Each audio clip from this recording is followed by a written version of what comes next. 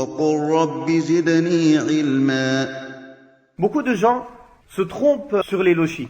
Beaucoup de gens croient que la femme ne doit pas prier 40 jours, que le sang s'arrête ou non. Et ça, c'est une erreur. Il n'y a pas un savant qui dit ça. La prière et le jeûne, c'est lié au sang. Si le sang coule, elle ne jeûne pas, elle ne prie pas. Elle rattrapera le jeûne, et elle ne rattrapera pas la prière. Voilà, si le sang s'arrête de couler, ne serait-ce qu'un jour après son accouchement, il lui est obligatoire de faire le ghusl et de reprendre la prière et le jeûne. Quand on dit la période minimale et la période maximale, ça ne veut pas dire que pendant 40 jours, quoi qu'il arrive, la femme ne va pas prier ni jeûner. Ça veut dire que maximum 40 jours. Mais le minimum, ça peut être 1 jour, 2 jours, 1 semaine, selon les femmes. Deuxième point, que les ulama sont unanimes pour dire que nifas, les lochis, c'est comme les menstrues dans tout ce qui est haram. Tout ce qu'une femme en période de menstru ne peut pas faire, une femme en période de lochi aussi ne peut pas le faire. Tout ce qui est autorisé pour une femme qui est en période de menstru, c'est autorisé pour une femme qui est en période de lochi. Tout ce qui est détestable, makrouh, pour une femme qui est en période de haïd, c'est makrouh pour une femme qui est en période de nifas. Tout ce qui est mandoub, mustahab, pour une femme en période de haïd, c'est mustahab pour une femme en période de nifas. Donc on a déjà parlé de tout ça, on ne va pas recommencer.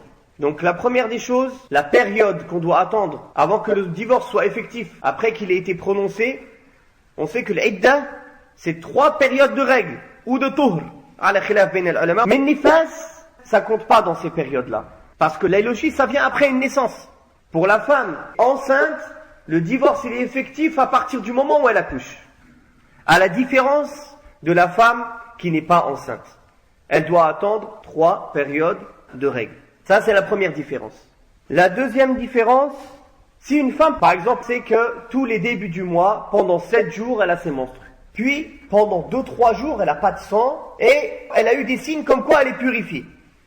Mais avant que les 7 jours ne passent, elle a encore du sang qui coule. Alors, c'est considéré comme des menstrues. Par exemple, une femme, d'habitude, elle a ses menstrues 7 jours. Pendant 1 mois, elle a eu 3 jours, pendant 2 jours, ça s'est arrêté, et c'est pas seulement arrêté, elle a eu des signes comme quoi elle s'est purifiée aussi.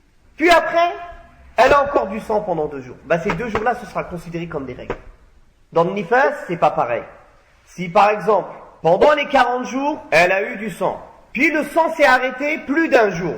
On avait dit même dans le haïd, quand c'est moins d'une journée, on ne le considère pas. Si le sang s'arrête donc plus d'1 jour, puis après, pendant la période de 40 jours, le sang revient, alors ce ne sera pas considéré comme une nifas. Ou bien ce sang, ce sera les menstrues, si c'est à sa période, ou si on reconnaît les signes des menstrues.